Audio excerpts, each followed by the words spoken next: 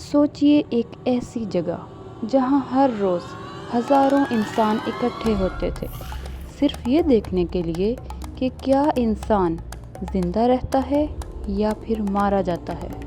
یہ ہے کولوسیوم آف روم، دنیا کا سب سے بڑا اسٹیڈیم جو کسی دور میں بنایا گیا تھا۔ 2000 سال پہلے رومن ایمپائر اپنی پیک پر تھا اور اپنی اسی پاور کو دکھانے کے لیے بنایا گیا تھا یہ کولوسیوم، ایک ایسی عمارت جس میں ایک وقت میں 50,000 سے زائد لوگ بیٹھ سکتے تھے۔ لیکن یہاں فٹ بال یا کرکٹ نہیں ہوتے تھے، بلکہ یہاں ہوتی تھی گلیڈیٹرز فائٹس۔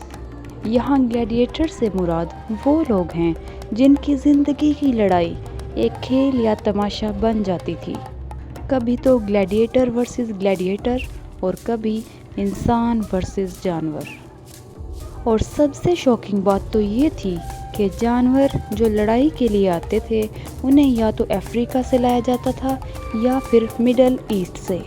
خطرناک درندے، خونخوار جانور، لائنز، ٹائگرز، کروکوڈائل، بیئرز اس اسٹیڈیم میں چھوڑ دیے جاتے تھے، اور یہ خونخوار جانور کولوسیوم کے نیچے بنے انڈر گراؤنڈ ٹنلز کے ذریعے سے اوپر آتے تھے۔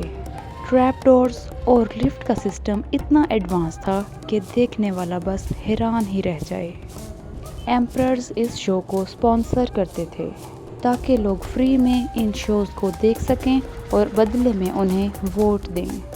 مطلب بلڈ اور موت کو انٹرٹینمنٹ بنا دیا جاتا، صرف اور صرف اپنی پالیٹکس چمکانے کے لیے۔ لیکن کولوسیوم کا ایک ڈارک سائیڈ بھی تھا۔ یہاں پر صرف انسان اور جانور کا کھیل تماشا نہیں دیکھنے آتے تھے، بلکہ یہاں قیدیوں کو سزائے موت بھی دی جاتی تھی۔ یہ جگہ صرف ایک انٹرٹینمنٹ سورس نہیں تھی بلکہ ایک ڈیتھ ٹریپ تھی۔ آج کے دور میں یہی کولوسیوم دنیا کا ایک ونڈر ہے اور ہر سال ہزاروں لوگ اس ونڈر کو دیکھنے کے لیے دور دور سے آتے ہیں۔ لیکن جب آپ اس کولوسیوم کے اندر جا کر کھڑے ہوتے ہیں تو آپ سوچ سکتے ہیں یا اندازہ کر سکتے ہیں کہ یہاں پر کتنا خوف، کتنی چیخیں، کتنا خون اور کتنی بھیانک کہانیاں چھپی ہیں۔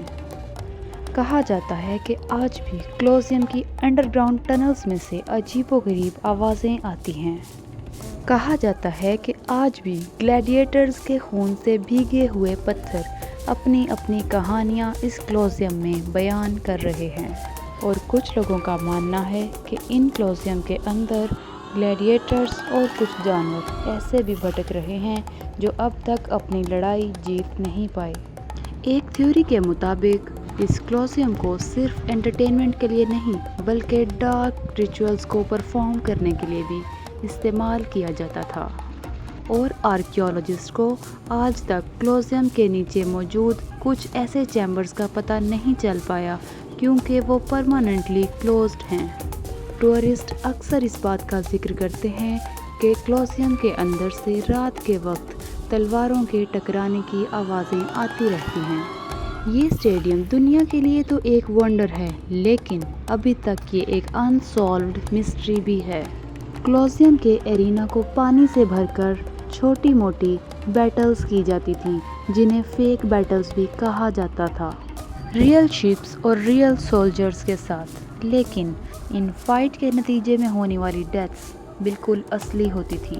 بادشاہ اور عوام ہاتھ کا اشارہ دے کر سگنل شو کرتے تھے کہ اس پرزنر کو موت ملے گی یا پھر زندگی۔ فائٹ جیتنے والوں کے لیے پریڈ کی جاتی تھی اور زندگی کی بازی ہار جانے والوں کی باڈی کو ڈسپلے پہ لگا دیا جاتا تھا۔